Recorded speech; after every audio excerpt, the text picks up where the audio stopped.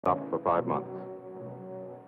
At Anzio, 100,000 men sweating it out.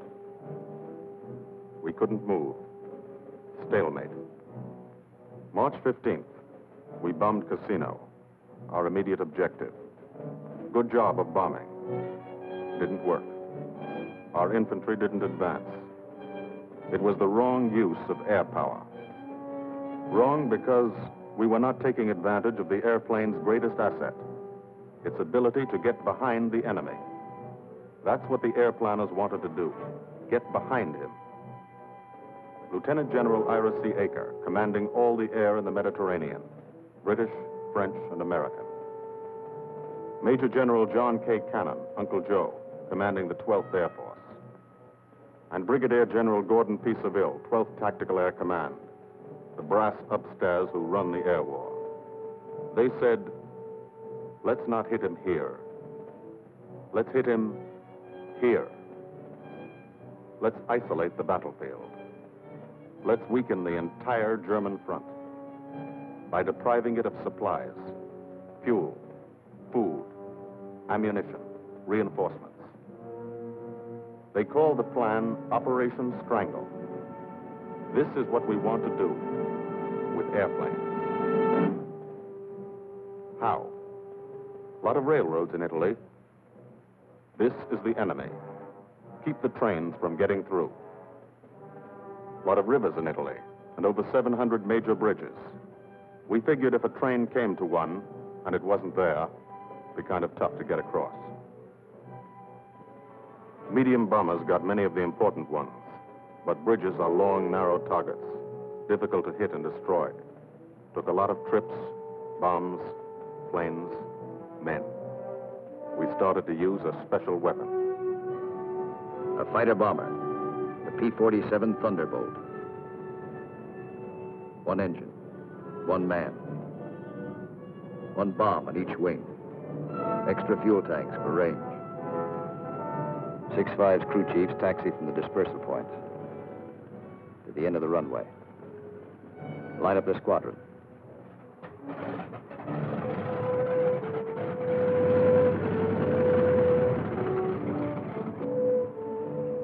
All the pilots have to do is climb in and take them away. If you're a crew chief, you've got your own P-47. Sometimes you think of it as your personal airplane. The pilot's a fellow you lend it to every day. You let him fly around in it, and you expect him to bring it back in good condition. No bullet holes or flak holes. After you've been lending your airplane to one pilot for a long time, you get attached to him, too.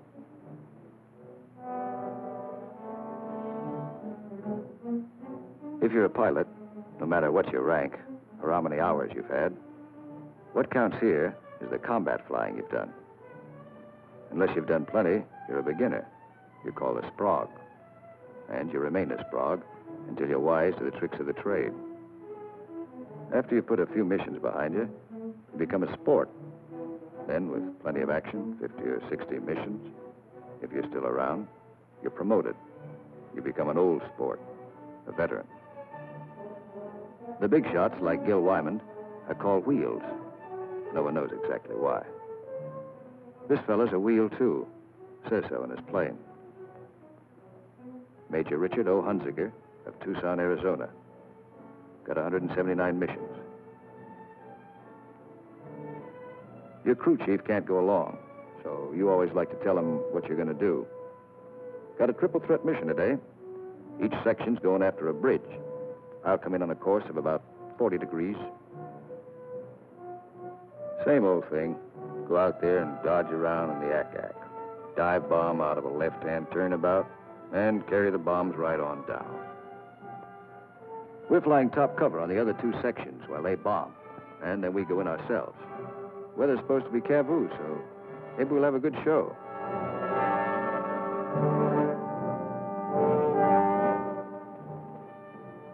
All set to go. But you don't. You wait. You wait for 5 minutes. That's the way it's planned. Time to settle down. Relax. You'll be busy later. So if you've got any thinking to do, and who hasn't, now's the time to do it.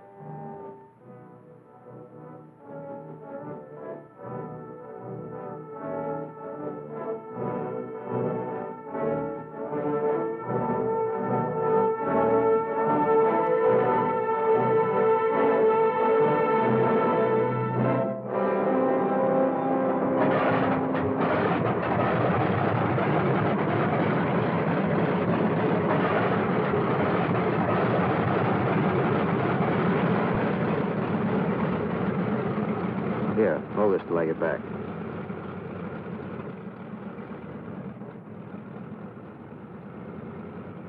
Takeoff is always rough. Thunderbolt's a heavy airplane. Besides, you've decorated it like a Christmas tree.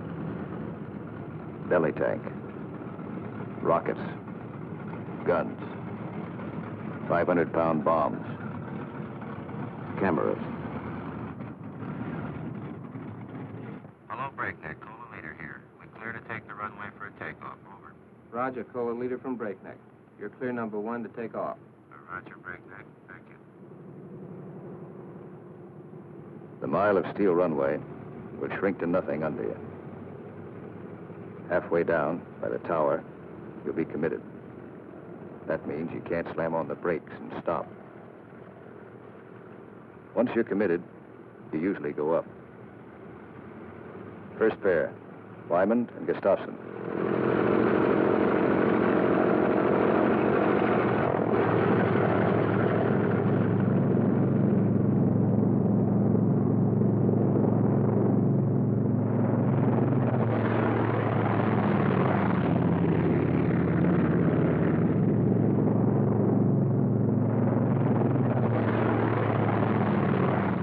First pair off. Second pair taxis out. Goss and Burgess.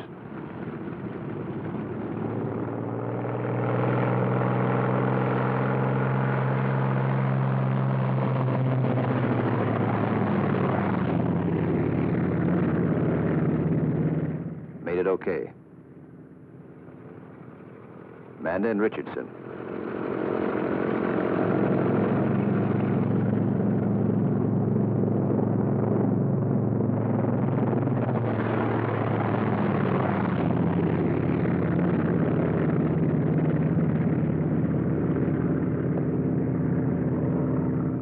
Smith and Atwood.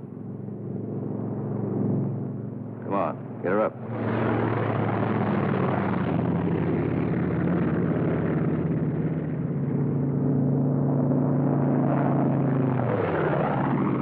Hickok and Morrow.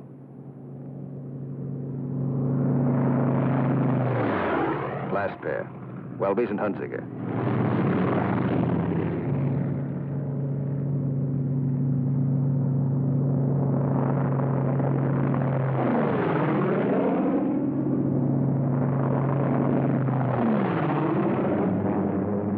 The squadron is airborne.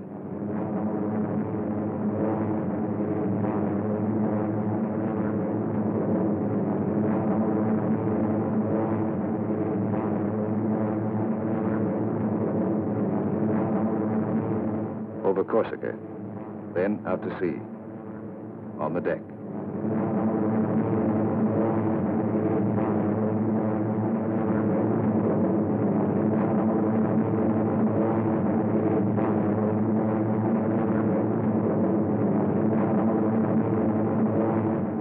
Miles east to Italy.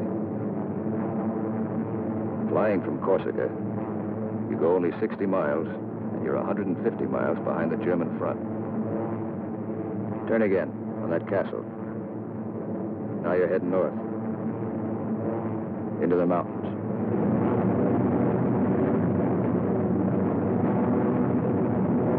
Leader section, red section. Black section.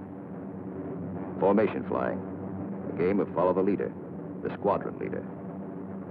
He navigates, makes the decisions. Doesn't tell you what to do, does it? You follow. Wingtip to wingtip. He turns, you turn.